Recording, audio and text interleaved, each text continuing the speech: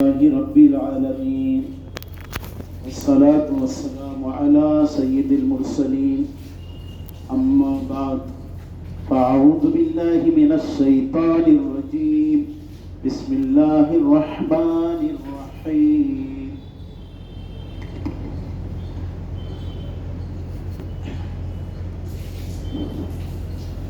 الشداء على الكفار رحماء بينهم صدق اللہ العلی العظیم وصدق رسولہ النبی الکریم۔ قصہ سنانے سے پہلے آئیے اپنے معمول کے مطابق آقا نام تاجدار جناب احمد مصطفیٰ محمد عربی نبی فدا صلی اللہ علیہ وسلم کی بارگاہ میں درود و سلام کا نذرانہ مل کر پیش کریں۔ الصلاۃ والسلام علیک یا رسول اللہ، الصلاۃ والسلام علیک یا رسول اللہ، وعلی آلک واصحابک یا حبیب اللہ، وعلی آلک، الصلاۃ والسلام علیک یا نبی اللہ،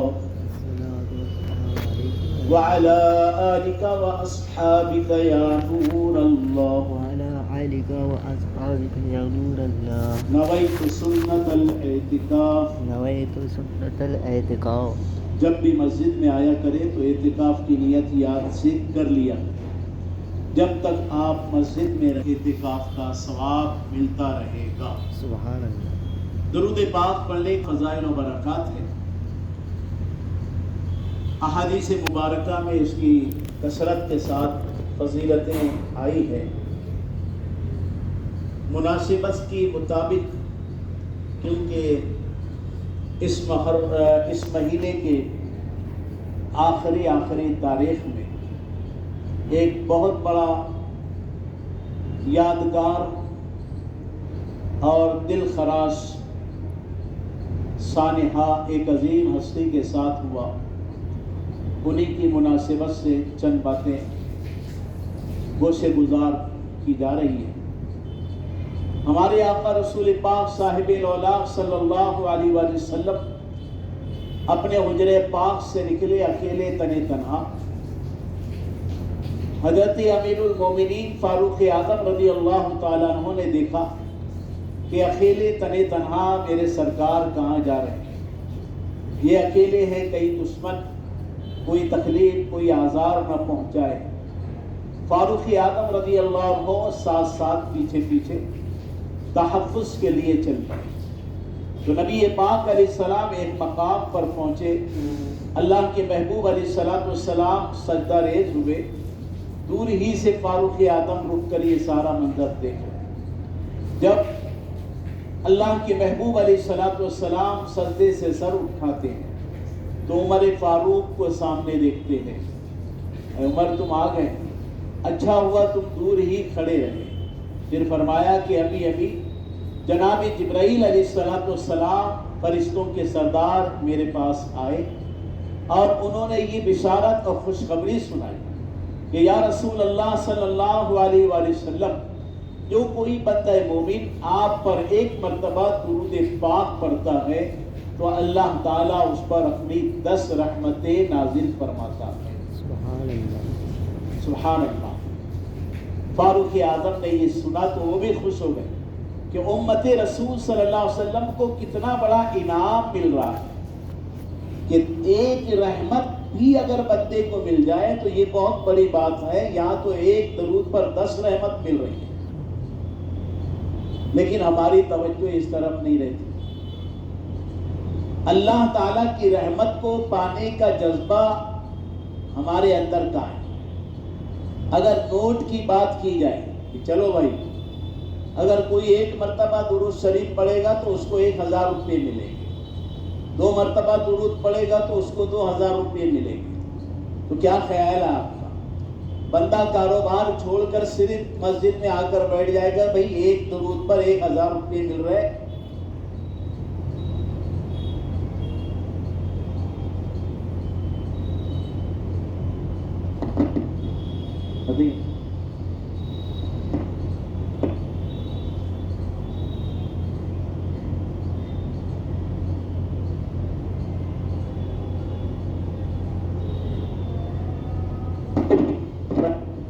کہ نوٹ چاہیے ایک درود پر 10,000 روپیہ. اب نوٹ کے لیے سب درود پڑھیں گے، لیکن یہاں پر تو یہ نوٹ کی کوئی وقت اور حیثیت ہی نہیں ہے اللہ کی ایک رحمت کے ساتھ. اللہ کی ایک رحمت ہو اور ایک طرف دنیا کی ساری ہے تو دولت ہو، تو اللہ کی ایک رحمت کے مقابلے میں دنیا کی دولت کا کوئی ہے تو حیثیت ہی نہیں ہے، کوئی وقت ہی نہیں ہے، تو اس کا کوئی اوقات ہی نہیں ہے. اور یہاں پر تو نبی پاک علیہ السلام پر ایک درود پڑھ رہے تو اللہ کی 10 رحمتیں مل رہی ہیں. اب وہ رحمت تو اس کے جلوے ہمیں ابھی آج دنیا میں نہیں دکھ رہے، اس لیے ہم اس کو نہیں سمجھ رہے. اس کے فائدے ہمیں جائیں گے تب دکھائی دیں گے. وہ رحمتیں خدا بندی جب قیامت کے دن اللہ کی بارگاہ میں آئیں گے تب وہ دکھائی دیں گے. تو اس وقت احساس ہوگا کہ یا اللہ، اگر میں دنیا میں روزانہ کثرت سے درود پاک تیرے محبوب علیہ السلام پر پڑھتا ہوتا تو آج قیامت کے دن مجھے کتنی رحمتیں نصیب ہو جاتی، آج قیامت کے دن کتنا میرا گریڈ اونچا ہو جاتا اور مجھے جنت میں اعلیٰ مقام مل جاتا. تو یہ اس دن پتہ چلے گا، اس لیے ہم سمجھ نہیں پاتے. اس لیے میرے پیارے بھائیوں، دنیا میں آئے ہیں، زندگی کا وقت بہت کم ہے. اللہ کے محبوب علیہ السلام کی اطاعت و فرما برداری کر کے جو وقت زندگی کا ملا ہے اس میں نیکی کر لیجیے، اس میں خوب ثواب اکٹھا کر لیجیے، اس میں خوب اللہ کے محبوب علیہ السلام پر کثرت سے درود پاک پڑھ لیجیے. جمعہ کا دن ہے، آج کثرت سے درود پڑھنے کا دن ہے. اس دن اور زیادہ تعداد میں درود پڑھے کہ آج کے دن جو درود پڑھا جاتا ہے اللہ کے محبوب علیہ السلام فرماتے میں خود سنتا ہوں. تو آقا خود سنے اور ہم پڑھے تو کیا بات ہے. درود پاک پڑھ لے. صلو علی الحبیب صلی اللہ تعالی علی محمد صلی اللہ علیہ وسلم. اسلام کے دوسرے خلیفہ حضرت فاروق اعظم رضی اللہ. عدل و انصاف کا جب نام لیا جاتا ہے تو فاروق اعظم کی ذات ہمارے سامنے آ جاتی ہے. فاروق اعظم رضی اللہ عنہ جو بہت بڑے عادل، بہت بڑے منصف اور اللہ کے محبوب علیہ السلام کے سچے وفادار صحابی. فاروق اعظم رضی اللہ عنہ اسی مہینے کی آخری تاریخ میں آپ پر حملہ ہوا. دشمن نے خنجر سے حملہ کیا اور آپ کی شہادت 1 محرم کو ہوئی. تاریخ یاد رکھیں، آپ کی شہادت 1 محرم کی ہے اور آپ کی ذات بہت بڑی اونچی ذات ہے. کیا مقام، کیا مرتبہ ہے فاروق اعظم رضی اللہ تعالیٰ عنہ کا کہ نبی پاک علیہ السلام نے فرمایا کہ میرے بعد اگر کوئی نبی ہوتا تو عمر ہوتا. یہ بہت بڑی بات ہے. لہذا کوئی نبی ہے ہی نہیں ہمارے نبی کے بعد. یہ بعد میں آنے والے جھوٹے نبوت کا دعویٰ کرنے والے، قادیان سے اٹھنے والے، اس کی کیا مثال، کیا اوقات ہے فاروق اعظم کے سامنے. فاروق اعظم کے لیے مسئلہ حل کر دیا. میرے بعد اگر کوئی نبی ہوتا تو عمر ہوتا. یعنی نبی اب کوئی ہے ہی نہیں، نبی آخری نبی، آپ کے بعد کوئی نبی آنے والا ہی نہیں ہے. یہ جھوٹے بات میں دعویٰ کرنے والے یہ فرادی لوگ ہیں. پتہ نہیں لوگ کیسے ہیں تو ایسے لوگوں کے پیچھے چل پڑتے ہیں جن کے جسم سے بدبو آتی ہے، جن کے پسینے سے بدبو آتی ہے، جن کے جسم میں گندگی بھری ہوئی ہے. ایسے لوگ بھی نبوت کا دعویٰ کر بیٹھے اور ان کے پیچھے لوگ چل پڑتے ہیں. ہمارے آقا صلی اللہ علیہ وسلم نبی ہے، رسول ہے، تمام نبیوں کے سردار ہیں. میرے آقا جدھر گزرتے تھے وہ راستے مہک جایا کرتے تھے. میرے آقا علیہ السلام کے پسینے مبارک نکلتے تھے، پسینے مبارک سے خوشبو پیدا ہوتی تھی اور خاندان کا خاندان نبی کے پسینے سے مہکتا ہوا نظر آتا تھا. نبی کی یہ شان ہوتی ہے. تو بہرحال نبی پاک علیہ السلام نے فرمایا کہ میرے بعد اگر کوئی نبی ہوتا تو عمر ہوتا. اور وہ لوگ بھی کان کھول کر سن لے جو فاروق اعظم کا نام سننے کے بعد اپنا منہ ٹیڑھا کرتے ہیں، جن کے دلوں میں ٹیڑھا پن ہے اور وہ فاروق اعظم اور حضرت ابو بکر صدیق رضی اللہ تعالیٰ عنہ کے نام سے اپنے دل میں چیڑ رکھتے ہیں. نبی کے صحابہ کے تعلق سے دل میں میل رکھنا یہ اپنے آپ کو جہنم کے حوالے کرنا ہے، اپنے آپ کو اللہ کے غضب کا شکار کرنا ہے. وہ فاروق اعظم رضی اللہ تعالیٰ عنہ جن کے تعلق سے اللہ کے نبی صلی اللہ علیہ وسلم نے فرمایا عمر معی وانا مع عمر، عمر میرے ساتھ ہے اور میں عمر کے ساتھ۔ آپ بتائیے، نبی عمر کے ساتھ ہے اور عمر نبی کے ساتھ ہے، تو جو نبی کا چاہنے والا ہوگا وہ اپنے دل میں عمر کو بسائے گا، کیونکہ نبی کے ساتھ عمر ہے اور عمر کے ساتھ نبی ہے، اور جہاں عمر نہیں ہے وہاں پر نبی بھی نہیں ہے۔ جن کے پاس عمر نہیں ان کے پاس نبی بھی نہیں، کیونکہ جس دل میں عمر بسے ہوئے ہوں گے، جس دل میں ابو بکر صدیق بسے ہوئے ہوں گے، اس دل میں آقا علیہ السلام کی جلوہ گر۔ اس لیے میرے پیارے بھائیوں، حضرت فاروق اعظم رضی اللہ عنہ کی شان بہت بڑی ہے۔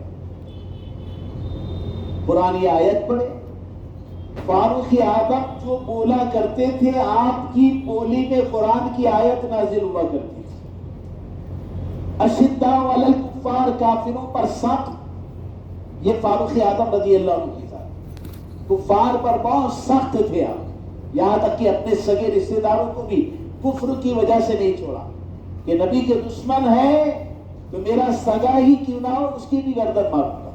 یہ فاروق اعظم کا مزاج تھا میرے پیارے بھائی۔ تو حضرت فاروق اعظم رضی اللہ تعالیٰ عنہ وہ عظیم المرتبہ شخصیت ہے کہ اللہ کے نبی صلی اللہ علیہ وسلم نے ایک ہاتھ میں صدیق اکبر کا ہاتھ پکڑا ہے اپنے، اور دوسرے ہاتھ میں فاروق اعظم رضی اللہ عنہ کا ہاتھ پکڑا ہے، اور اس شان سے اللہ کے نبی صلی اللہ علیہ وسلم مسجد نبوی شریف میں داخل ہو رہے ہیں۔ لوگوں نے دیکھا یہ منظر تو نبی نے صحابہ کو دیکھ کر مسکرایا اور فرمایا میرے صحابہ دیکھ رہے ہو، جس طرح میں نے ابو بکر عمر کا ہاتھ پکڑا ہے اور مسجد نبوی میں اس آن بان شان کے ساتھ آئے، ایسے ہی کل قیامت کے دن اللہ کی بارگاہ میں میدان محشر میں بھی میں ابو بکر و عمر کو ایسے ساتھ لے کر آیا۔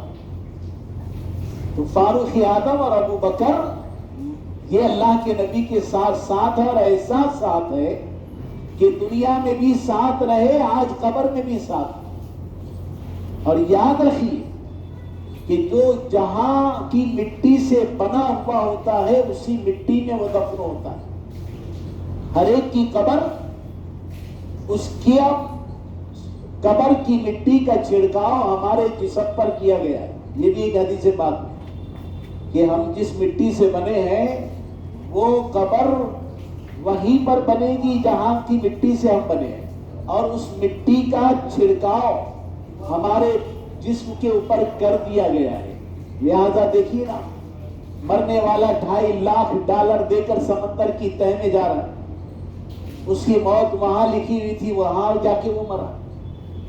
لوگ لاکھوں لاکھ روپیہ خرچ کر کے جاتے ہیں، 25 لاکھ روپیہ ان کی موتیں وہاں ہوتی ہے، وہاں جا کے مر جاتے ہیں اتنا خرچ کر کے۔ تو جہاں کی مٹی سے جو بنا ہے اس کی قبر بھی وہیں بنے گی۔ اس لیے اللہ کے نبی صلی اللہ علیہ وآلہ وسلم کے ساتھ حضرت ابو بکر بھی لیتے ہیں، حضرت فاروق اعظم بھی لیتے ہیں، اور اللہ کے نبی صلی اللہ علیہ وسلم نے فرمایا میں اور ابو بکر و عمر ایک ہی مٹی سے بنے۔ جس مٹی سے اللہ نے اپنے محبوب کو بنایا ہے اسی مٹی سے اللہ نے ابو بکر کو بھی بنایا ہے، اسی مٹی سے اللہ نے فاروق اعظم رضی اللہ عنہ کو بھی بنایا ہے۔ اس لیے ان کی مٹی قبر کی ایک ہی جگہ کی تھی، اس لیے یہ تینوں ہستیاں ایک ہی جگہ قبر میں موجود ہیں، ہے نا۔ گنبد خضرا میں ہمارے آقا ہے تو ابو بکر بھی وہاں پر ہے، گنبد خضرا میں ہمارے آقا ہے تو فاروق اعظم رضی اللہ عنہ بھی وہاں پر ہوتے، اور اٹھیں گے بھی ایک ہی ساتھ۔ اب یہ دنیا کی طاقت اس کا کیا کہ ان کو جدا کر سکتا ہے؟ کوئی بڑی سے بڑی طاقت بھی آ جائے تو ان ہستیوں کو جدا نہیں کر سکتا۔ کچھ خبیث ذہن کے لوگ یہ ذہن رکھتے ہیں کہ امام مہدی آئیں گے وہ ان کو اٹھائیں گے، الگ کریں گے، معاذ۔ ارے امام مہدی بھی انہی کے فرما بردار ہیں، انہی کی بارگاہ میں وہ اپنی ہے تو پیشانی محبت جھکاتے ہوئے نظر آتے ہیں۔ تو میرے فاروق اعظم رضی اللہ تعالیٰ عنہ سے محبت ہر صحابی سے محبت یہ ہمارا ایمان ہے. ہم کسی صحابی کو بھی نہیں چھوڑتے. ہر صحابی ہمارے سر کا تاج ہے اور ہر صحابی جنتی ہے. اور یہ تو ایسے جنتی ہے کہ انہوں نے کئی لوگوں کو جنتی بنا دیا. فاروق اعظم رضی اللہ عنہ نے دنیا میں اتنا بڑا کام کیا ہے کہ آپ کے رہتے ہوئے دنیا میں تقریباً 5000 مسجدیں تعمیر ہوئی. فاروق اعظم رضی اللہ عنہ اور کتنی بڑی مملکت کے خلیفہ تھے. 25 لاکھ مربع میل پر آپ کے دور میں پھیلی ہوئی اسلامی سلطنت. آپ کے دور میں فتوحات بہت زیادہ ہوئی اسلامی اور دنیا کے بہت بڑے خطے تک پہنچی. 25 لاکھ مربع میل یہ کتنا بڑا ایریا ہوتا ہے. اتنی بڑی زمین کے اوپر فاروق اعظم کے اوپر تیزی کے ساتھ آپ کے دور میں اسلام پھیلا. سلطنتیں دور دور تک پہنچ رہی. تو حضرت فاروق اعظم رضی اللہ تعالیٰ عنہ بڑے سچے وفادار وہ فاروق اعظم جو اتنی بڑی حکومت کے مالک تھے، لیکن ان کی سادگی دیکھیے کہ ان کے جسم میں اگر کپڑے ہیں تو 19 اس میں پیون لگے. وہ فاروق اعظم رضی اللہ عنہ اگر عید کی نماز پڑھنے کے لیے پڑھانے کے لیے عیدگاہ پر جا رہے تو ان کے جوتے ٹوٹے ہوئے نظر آ رہے ہیں. ان کے جوتے بھی صحیح سلامت نہیں ہیں. وہ فاروق اعظم رضی اللہ تعالیٰ کو جو بھری مجلس میں بیٹھے ہوئے ہیں اور ایک صحابی کھڑے ہو کر مطالبہ کرتے ہیں، اے امیر المومنین، یہ مال غنیمت میں جو کپڑا آیا تھا تو سب کو برابر برابر کپڑا ملا تھا، لیکن اتنا وہ کپڑا بڑا نہیں تھا کہ ایک پورا ہے تو قمیص بنایا جا سکے، کرتا بنایا جا سکے. اور وہی کپڑے کا کرتا پہن کر فاروق اعظم مسجد نبوی میں منبر پر آ کر خطبہ دے رہے تھے تو وہ صحابی نے اعتراض کیا کہ آپ کا کپڑا کیسے بن گیا یہ چھوٹے سے کپڑے میں. لگتا ہے ان کے ذہن میں کچھ اعتراض پیدا ہو گیا کہ یہ زیادہ لیا ہوگا تبھی ان کا کپڑا بن گیا. سب کا کپڑا تو ایک پیس میں بن ہی نہیں سکتا. تو فاروق اعظم نے اتنی اتھارٹی دی تھی لوگوں کو، اتنی آپ نے اجازت دی تھی کہ کھلے مجمع میں وہ ہمارے اوپر اعتراض کر سکتا ہے، سوال کر سکتا ہے، جواب اس کو دیا جائے گا. تو فاروق اعظم پر جب اعتراض ہوا کہ امیر المومنین اس کا جواب دے، آپ کا کپڑا کیسے بن گیا ایک پیس میں، تو آپ نے اپنے بیٹے کی طرف اشارہ کیا، عبداللہ اٹھ کر جواب دو. آپ کے بیٹے کھڑے ہوئے اور صحابی رسول سے کہا، صحابی رسول مجھے بھی کپڑا ملا تھا، میرے والد کو بھی کپڑا ملا تھا اور یہ دونوں کپڑے ملا کر یہ کپڑا بنایا گیا. امیر المومنین فاروق اعظم نے اپنے بیٹے سے جواب دلوایا.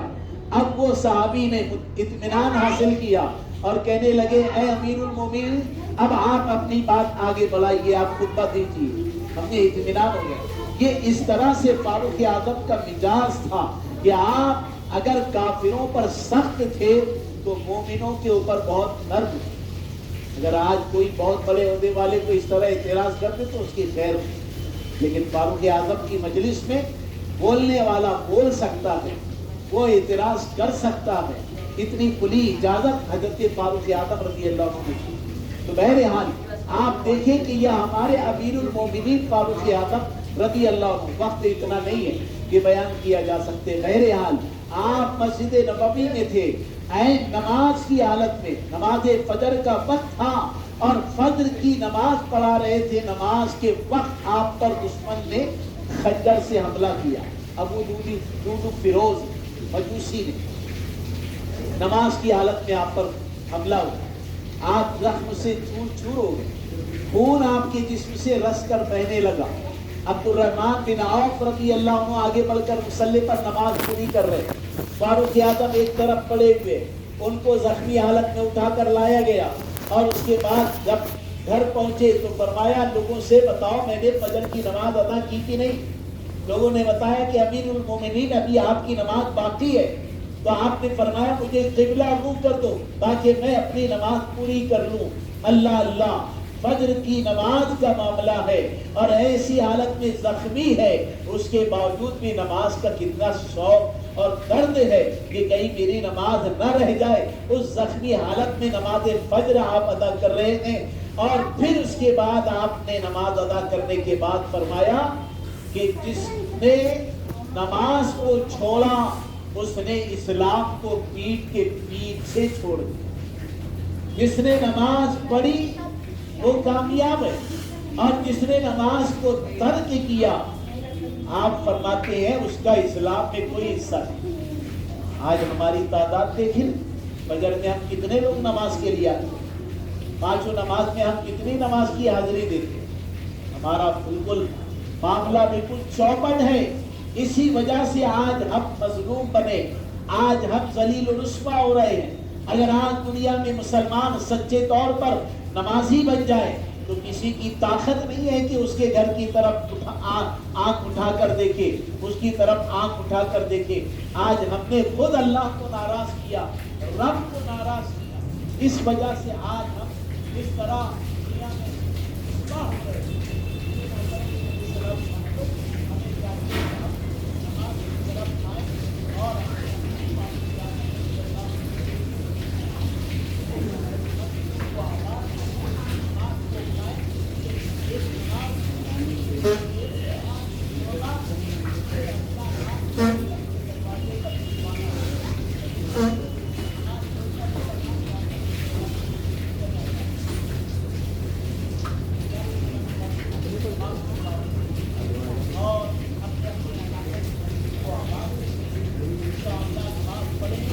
اللہ کی مدد آئے گی، نماز پڑھیں گے تو ہماری دنیا اور آخرت میں بہتری ہوگی۔ آپ کو پچھلے مرتبہ بھی بتایا گیا تھا اس جگہ پر سولار لگانا کا پلان ہے، اس میں آپ اپنی مدد ضرور ہے تو اس میں کیجئے، اپنا تعاون پیش کیجئے۔ اسی طرح کل آپ کے لیے خوشخبری ہے، سیفی نگر میں مسجد بہار شریعت کا دوسرا سلیب ڈالا جا رہا ہے، وہاں پر بھی ماشاءاللہ بڑی آن و بان کے ساتھ مسجد فیضان بہار شریعت کا کام ہو رہا ہے۔ تو آپ سے گزارش ہے کہ کل سلیب والا دن ہے، وہاں پر آئیے اور مسجد کا دیدار کیجئے، اور وہاں پر جمع ہو کر مسجد اللہ کا گھر بن رہا ہے اس میں اپنے آپ کو شامل کیجئے۔